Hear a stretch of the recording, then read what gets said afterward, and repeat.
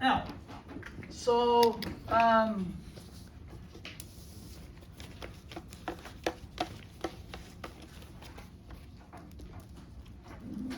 when do we use ML? When do we use MC delta T? Anyone? ML is for phase changes and MCAT is for in the same phase. Right. So ML is when there's a phase of, when there's a change of phase, like liquid turns into a gas, or a gas turns into a liquid, or a solid turns into a liquid, or a liquid turns into a gas. Right? For phase change. And MC delta T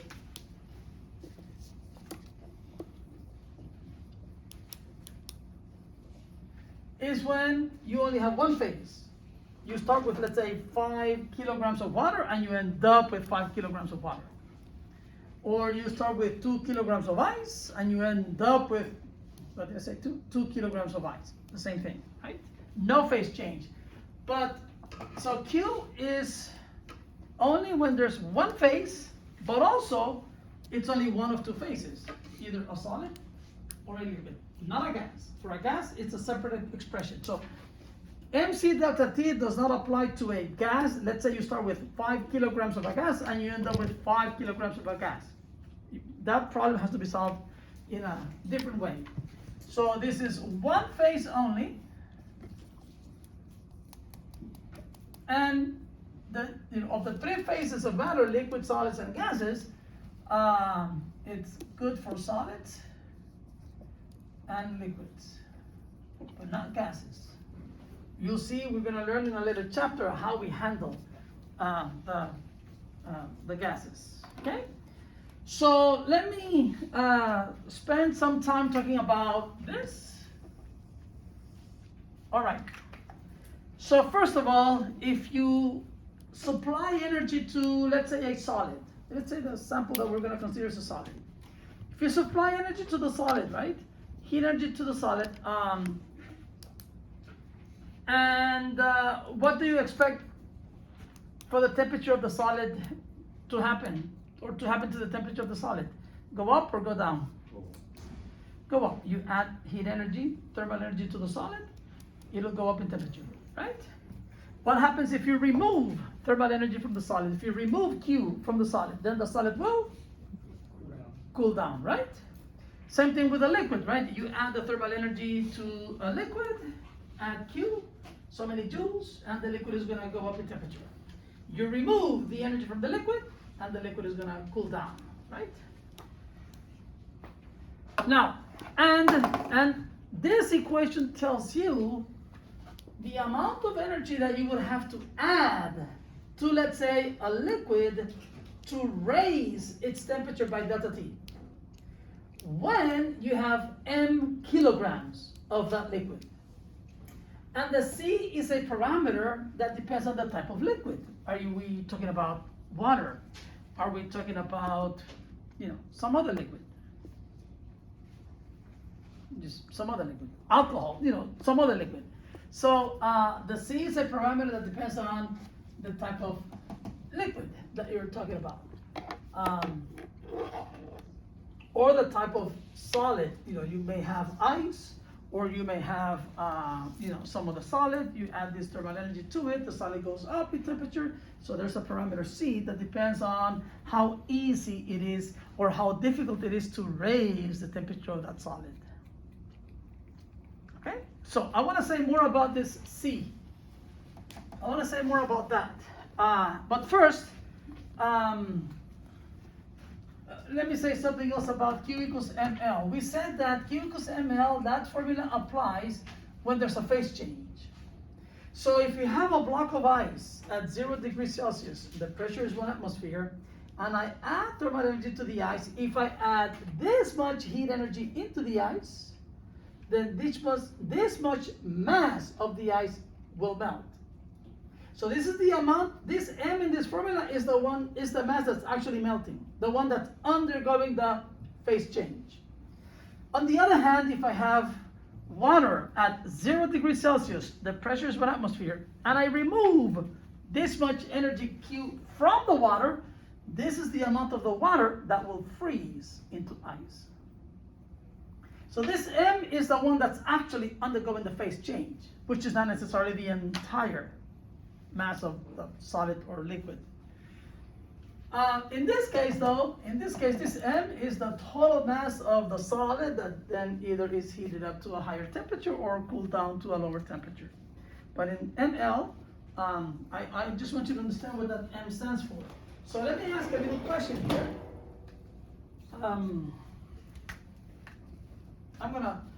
I just want to emphasize that point because it is very important.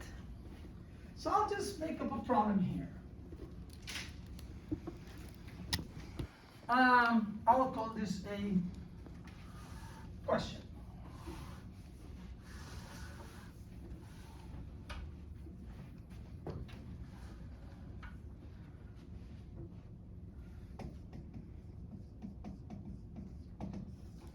How much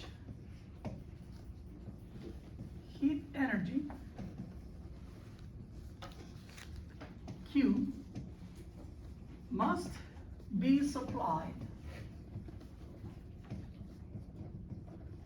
or added, right, to 5 kilograms of ice initially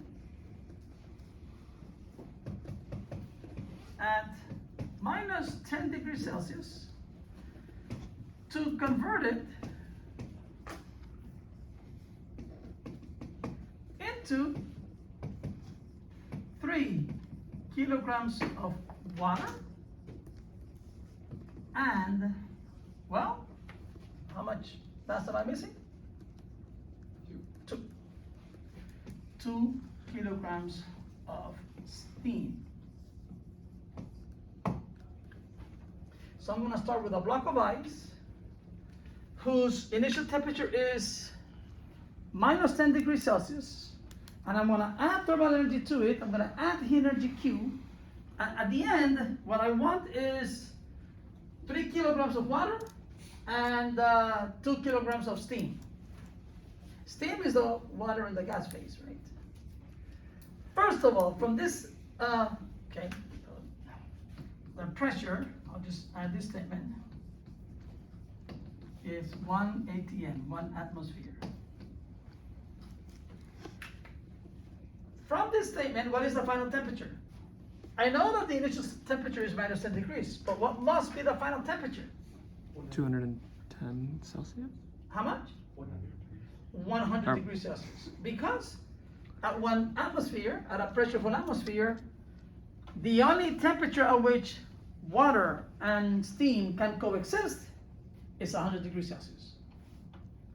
At 1 atmosphere, the only temperature at which water and ice can coexist is 0 degrees Celsius. Right? So this question doesn't say it explicitly, but it is implied that the final temperature is 100 degrees Celsius, right? Although that was not the question. The question is, how much thermal energy do I need to add to the block of ice initially at minus 10 degrees to convert it into water and steam? So we understand the question, right? So let me sort of draw a little diagram over here. Let's say this is the ice. Initially, it's at minus 10 degrees Celsius. And the mass is 5 kilograms, right? And I'm going to add thermal energy to it. And as I do that, I will raise the temperature of the ice to, in fact, I'll just write down the temperature. I don't have to write T initial, T final. I'll just write down the temperature.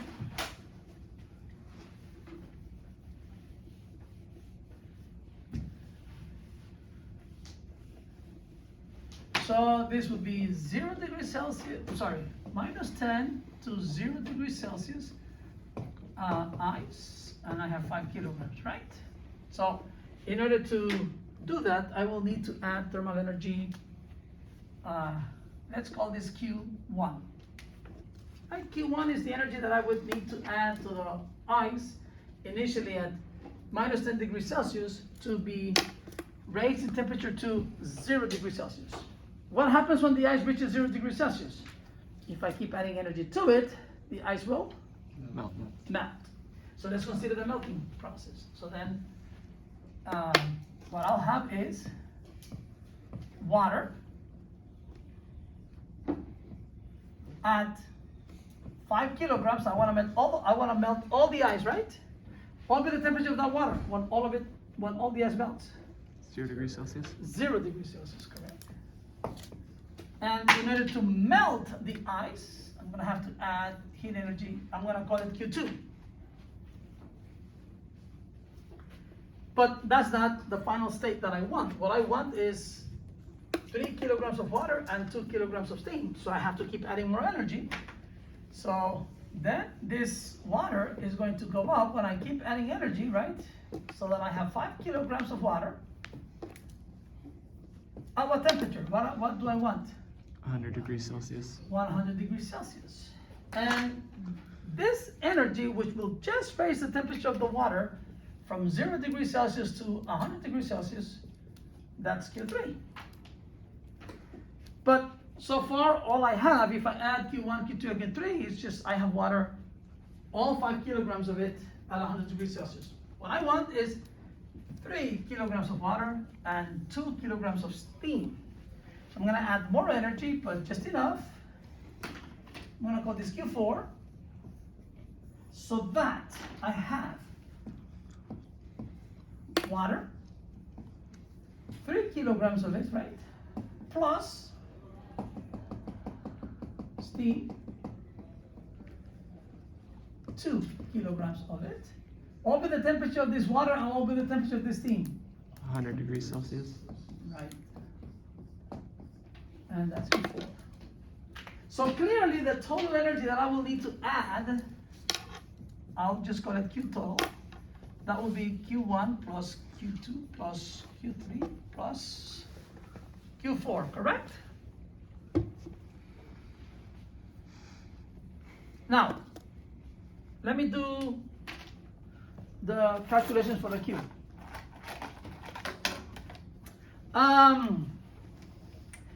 Q1. For Q1, notice what's going on, right? I'm raising the temperature of the ice from -10 to 0. Should I use MC delta T or should I use ML? MC delta T. And it will be the mass of the ice, right? Times this parameter C is called the specific heat. The specific heat capacity of the ice times the delta T, right? So that would be, and here you are raising the temperature of the entire block of ice, right? So the mass is 5 kilograms. The specific heat capacity of ice, I somehow 2100 rings a bell. I don't remember. 2100 somehow rings a bell. I could be wrong. If you know, it's in the table in the textbook in this chapter 17, but somehow around 2100 just rings a bell. The specific heat capacity of ice. So I'll just. And what would I write down for delta T? 10 degrees C. 10 degrees. It just goes from -10 to 0, so that's 10 degrees, right? Should I convert the initial temperature of -10 to something in Kelvin, and then the final temperature of 0 to something in Kelvin, and then take the difference in Kelvin? No need to do that, right? Because changes in temperature in the Kelvin scale are equivalent to changes in temperature in the Celsius scale. I know there may be some homework problems where ice was mentioned, and maybe I can see that. Oh, it is 2100. It is 2100, thank you. Okay. All right, and you're gonna get some answer, right? Whatever you get, this will be so many joules. This will be so many joules. So 5 times 10 is 50, 50 times 10 is 100, whatever, you get so many joules. I'm not interested in the number, to be honest. What should I write down for Q2? Maybe I'll write Q2 in blue, so it stands out. Now Q2 is the energy that I add to the ice to melt it. So MC delta T or ML? ML. So it will be the mass of the ice, that's melting, times L. This L, by the way, what would be the units of L? What would be the units of L, just from the mathematics of this equation here, or this formula? Joules per kilogram. So for water and ice, for the substance H2O, that number is called the latent heat of fusion. I'm gonna melt all the ice, right? So I have 5. And then that number is 333,000 joules per kilogram. So, you know, this is the 5 kilograms, and then this is 333,000 joules per kilogram. So that's called the latent heat of fusion. And the latent heat of fusion, it's a number that depends on the substance. And for water, this is 333,000 joules per kilogram. This is for the case of water. Water, ice, right? What does that mean? It means that if I have 1 kilogram of ice at 0 degrees Celsius, at a pressure of 1 atmosphere, and I add 333,000 joules, all that 1 kilogram of ice is going to melt. But it also means that if I have 1 kilogram of water at 0 degrees Celsius, at a pressure of 1 atmosphere, and I remove 333,000 joules out of that 1 kilogram of water, all of the water is going to freeze. That's what it means. Did you have a question? Yeah, is L usually given? Yes. Yes. I just happen to remember it. I remember some of these numbers, not all of them. So on quizzes, the like specific keys and stuff will be given to you. That will be given. Yeah, you don't waste your neurons memorizing that stuff. Yeah. Unless I give you everything else and your task is to tell me the latent heat of fusion, but you know. But then that means that you would be given other information so that you can figure it out. So, you know. So this is from a table in the textbook, and I just remember 333,000. The only one I know, the latent heat of fusion and latent heat of vaporization, is for water. All other substances I gotta look up. In fact, anyway. So you get a number, right? You get so many joules over here. I don't know what you get. I'm not interested in that. You can do this if you want. You can do this. Whatever,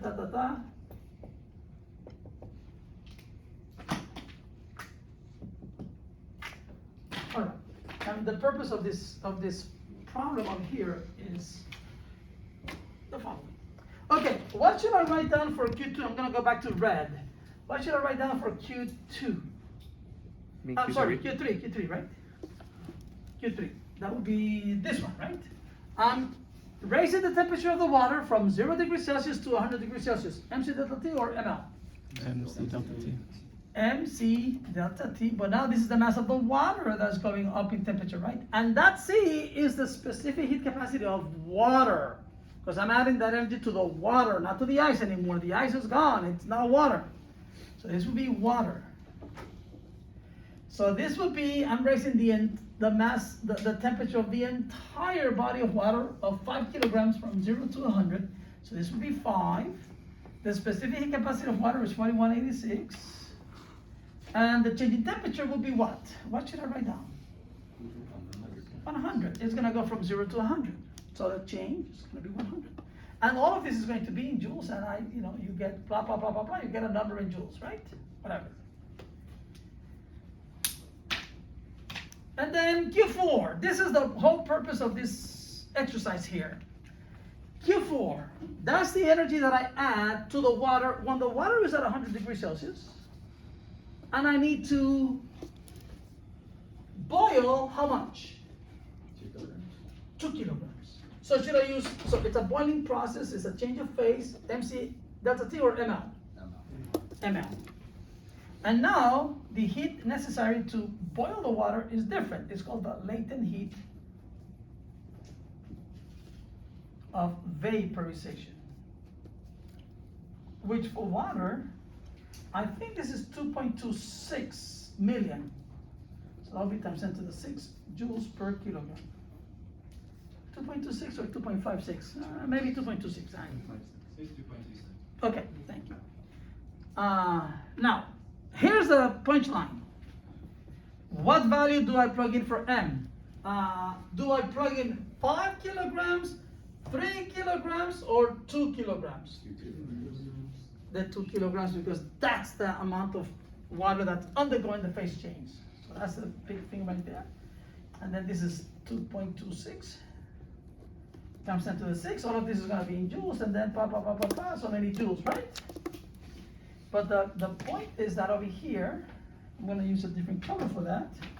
This M over here is the mass of the thing that's undergoing the phase change, which is not all of it. I'm not boiling if this is the final state that I want, I didn't boil the entire 5 kilograms. I only boiled 2 kilograms of water and turned it into steam. So the ml, that M is the mass of the thing that's actually undergoing the phase change, right? Whereas when I use MC delta T, I was able to raise the temperature of all of it, all the mass, right? So there's an important point to be made over there and to be noticed. And then to answer this question, right? Q total would be whatever we got for Q1 plus whatever we got for Q2 plus whatever we got for Q3 and for whatever we got for Q4 and blah, blah, blah, blah, blah, so many joules. But the point is that I wanted you to realize what that M stands for when you write ML.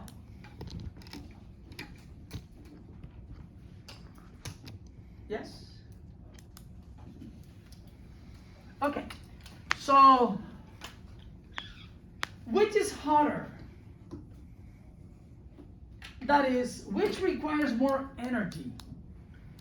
To melt 1 kilogram of ice or to boil 1 kilogram of water?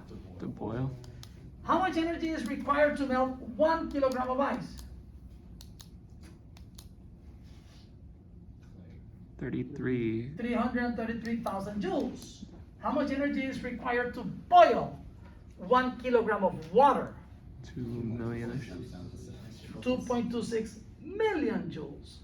So it requires more energy to boil 1 kilogram of water than it takes to just melt 1 kilogram of ice. So, are we good? Okay. Simple math, right? I mean, ml, MC delta T. You multiply 2 numbers, you multiply 3 numbers, right? Tum, tum, tum, tum, tum, 2, 3, boom, Just need a calculator for speed, right? The math is simple, right? You're not solving a second order partial differential equation with, blah, blah, blah. It's simple math. But it's important to understand what the formulas mean and what they stand for so that then you can use them correctly. So let me say something about this parameter C. Right? So this is called the specific heat. And sometimes people add the word capacity to it. So C by itself is called the specific heat. By the way, this is confusing, so I hope I don't confuse you. When you combine C with M together,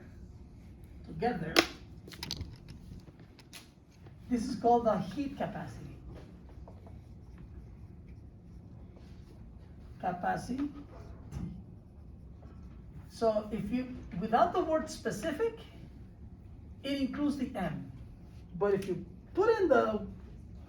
add the word specific, it doesn't include the M. I know it's confusing. Sometimes you read and you see, the specific heat of water is, and sometimes people use it interchangeably and it's confusing. But technically speaking, that's how they're defined. Okay, but just be aware. So I want to spend some time talking about the C value, specific heat. So to that end, can I erase this? Can I erase this? Yes. To that end, let me pose the following problem.